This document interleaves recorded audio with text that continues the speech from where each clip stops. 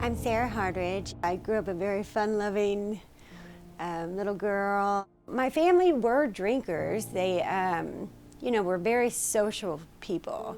It was very common to be around alcohol. In fact, I was around alcohol my whole entire life. So working and going to school I thought would suffice. I was like, I can drink because nothing is happening in my life. That mentality would continue on for decades.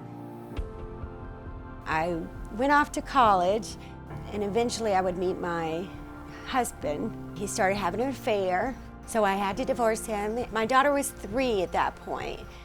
Then I got involved with another man, and he was wonderful. And one day, I came home from a birthday party, and he was basically dead on my floor. After the divorce and the affairs and then him dying really just set my drinking in, huge. It was just falling off the edge of the world, really. It's kind of weird how the years just pass by. They just constantly pass by, and you don't even realize like huge segments of your life are just like depleting by the wayside. But that was because it was all consisted of just alcohol. Like, that's it. I mean, my life really literally evolved around alcohol.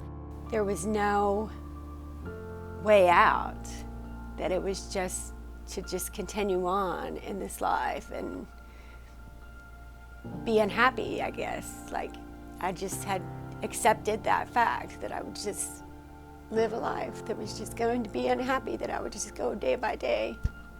I couldn't find jobs anymore because I smelled of alcohol.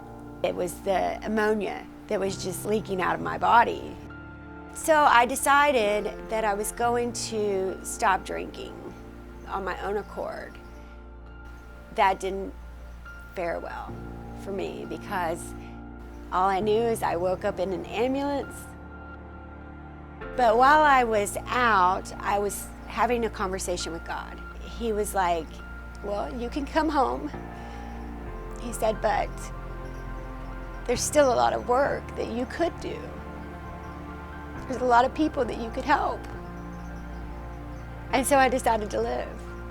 That's when I woke up to the light in the ambulance and later would find out that I had died like several times. They put me right out of the hospital because, I was an alcoholic. For a couple of weeks, I went in and out of hospitals. Because at the time at the hospital, they told me to not stop drinking, that you've got to continue to drink because you will die if you don't drink. And finally, I went into St. Anthony's Hospital, and that's what I told him. I said, I want you to help me. I said, I can't stop drinking, but I can't make anything better if I don't. So the doctor there, he knew my commitment. He knew that I was completely committed to this, and he also knew that I was very sick. And so he decided to go ahead and admit me to the hospital, and he put me through the Detox Program. It was not good. I was just swollen, as you could imagine. I basically put on 60 pounds, like just of water weight. I couldn't touch my toes, I couldn't do anything. And all of a sudden one day I got a call from my mother, and she said, well, I have a place that I found for you to go. And it's called HIA, and I need you to call them, right now. The moment I walked through the doors of HIA, I was like, God is here. God is here. This is home.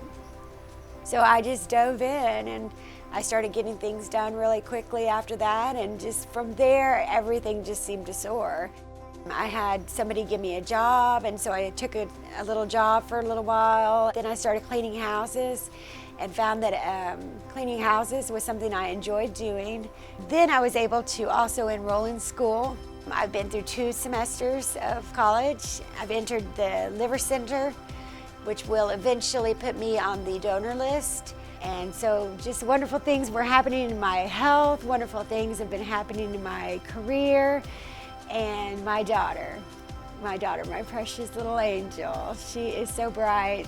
She's just so proud of me, which has given her so much pride in her own self. And today she will tell you, she's like, Mom, I am just like a whole nother person in this last year. She has a wonderful life and she cannot wait to come and live with me, which now that I have graduated, she'll be able to come and live with me, and we'll have life back together. And the biggest change that I have seen in myself truly comes from what goes on in your brain. And I remember that I used to tell myself, well, this is going to lead to success, or this is going to lead to failure. And since I've been a part of this program, that has not been the case. Like every single thing that I go out to do, it literally is people saying yes to me.